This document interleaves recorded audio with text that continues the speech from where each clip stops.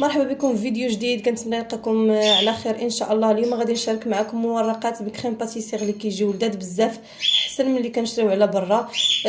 كيجيو مورقين وناجحين 100% بطريقه اللي جد مبسطه. فبلا ما نطول عليكم ندوزو للطريقه ديال التحضير. بالنسبه للمقادير عندي 3 كيسان ديال الدقيق اللي يكونوا مغربلين من قبل، عندي ساشي ديال الفاني، 2 معالق كبار ديال سنيده، معلقه صغيره ديال الملح، ومعلقه ديال حليب غبره، وكذلك معلقه ديال الزبده تكون بحراره المطبخ. صافي غادي نخلط المكونات كامله، وعفوا ومعلقه متوسطه ديال الخميره حبوب. غادي نخلط المكونات كامله بكاس ديال الماء. غادي نكب شويه ديال الماء على الخميره باش تذوب، وغادي نرمل داك الطحين غير واحد شويه باش كتجانسي ديك الزبده مع الطحين، ماشي كنرملوه كامل، غير واحد شويه كيف ما كتشوفوا. وغادي نجمع المكونات بكاس ديال الماء تقريبا، ولا احتاجيت ولا كان يعني بقى خاصكم شي تزيدوا غير شويه. العجين خاصها تكون قاصحه ما تكونش رطبه، يعني خاصها تكون شاده في راسها، ماشي تكونش قاصحه بزاف بحال العجينه ديال الليكيش، ولكن شويه تكون ما تكونش رطبه بزاف. صافي كنجمع العجين، كندلكو العجين مزيان. ضروري هاد العجين تدلك باش ما كيتفرقعوش لينا في الفران، حتى كتولي ديك العجين ملسه كيف ما كتلاحظوا. تقريبا دلكتها واحد 5 دقائق اولا اكثر. صافي خليتها تخمر حتى تضاعف الحجم ديالها مزيان، ديكازيتها وغادي رشيتها بشويه ديال الدقيق، وغادي ندوز باش نخدمها معاكم. غادي نبسط العجين غير واحد شويه كيف ما كتشوفوا، ما نرقوهاش، نخليوها غليظه واحد شويه. بالنسبه للزبده اللي استعملت ديال التوريق، زبده مارغرين، غادي نطلقتها وسط واحد الورق ديال الفرن. هكا كتجي بها الخدمه سهله كيف ما كتشوفوا. وكناخذ العبار ديال الزبده على الحجم اللي طلقت به الزبده، كنطلق به العجين وكنوضعها هكايا الوسط كيف ما كتشوفوا. العجين ما تكونش شايطه من الجناب. صافي وغادي نطوي عليها العجين. غادي نخدمها بالطريقه ديال باش كنخدموا العجين المورق. الطريقه راه سهله كيف ما كتشوفوا. كنجي كنسد العجين مزيان وكنقاد الجناب. غادي كنسد مزيان على ديك الزبده، وغادي نعاود نسرحها ونطويها كيف ما غادي تشوفوا في الفيديو. تقريبا 3 ديال المرات، كل طويه يعني راه مختلفه على الاخرى. الفيديو راه موضح راسو.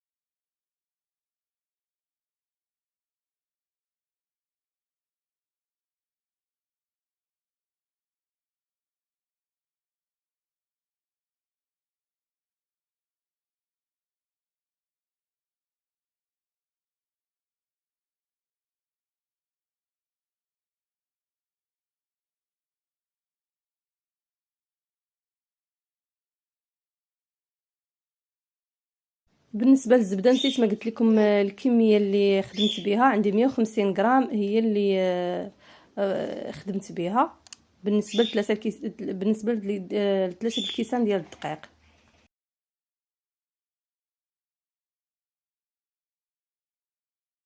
صافي كيف ما كتشوفوا ملي كنبغي نطوي العجين ضروري نحيد هذاك الدقيق، نمسح داك الدقيق باش يخلي لي العجين يعني تلاصق مع بعضياتها، ما كيخليش العجين مفروقه. في كل طويه كنحيد الطحين. كانت هذه كيف ما كتشوفوا هي الطويه الاخيره.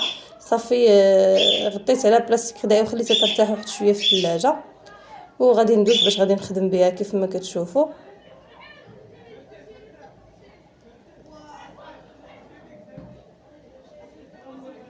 صافي كنسرحها، ما كنرققاش بزاف باش كيبان داك التوريق. حيت الجوانب غير شويه كيف ما كتشوفوا بالموس باش كيبان داك التوريق. كنقاد العجين بالموس وغادي نقسمها كيف ما موضح في الفيديو، نقسمها على جوج، ومن بعد غادي نعاود نقسمها عاوتاني على 4 باش كيجيونا دوك طروفه مقادين.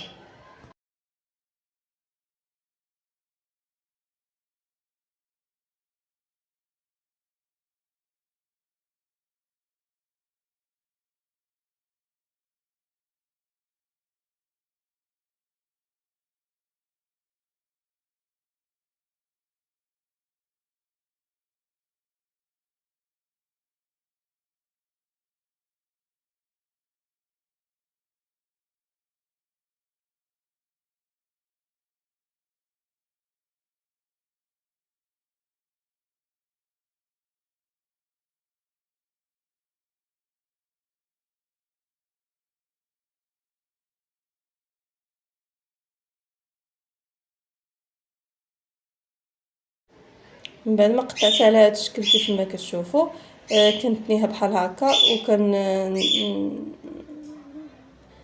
نديرها من الوسط. كنخلي غير كيف ما كتشوفوا ما كنوصلش الموس حتى ما تنقسموهاش كلها، غير شويه من الوسط باش كنخدموا بها الشكل اللي بغينا. على هذا الشكل كيف ما كتشوفوا كندور كنخالف دوك الطويات اللي كندير باش كتعطيني هذا الشكل هذا. غادي نعاود معكم واحد الوحيده باش تشوفوا كيفاش كتجي. ملي كنقلبوا العجين كنخالفوا، يعني ملي نقلبوها بحال هكا الجهه الاخرى كنقلبوها معاكسه باش كتعطيني هذا الشكل. صافي غنكمل نفس الطريقه حتى كنسالي الكميه اللي عندي.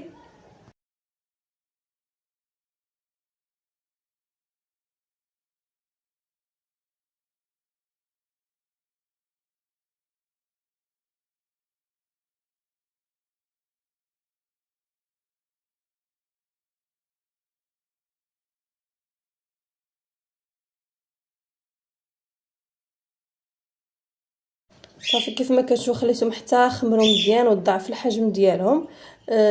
ضروري تخليو هاد المرحله تخليوهم يخمروا مزيان، وكندهنوهم بخليط ديال البيض، درت ليه واحد القطيره ديال الحليب. منين نبغيو ندهنوهم غير بشويه باش ما نهبطوش هذيك الخميره.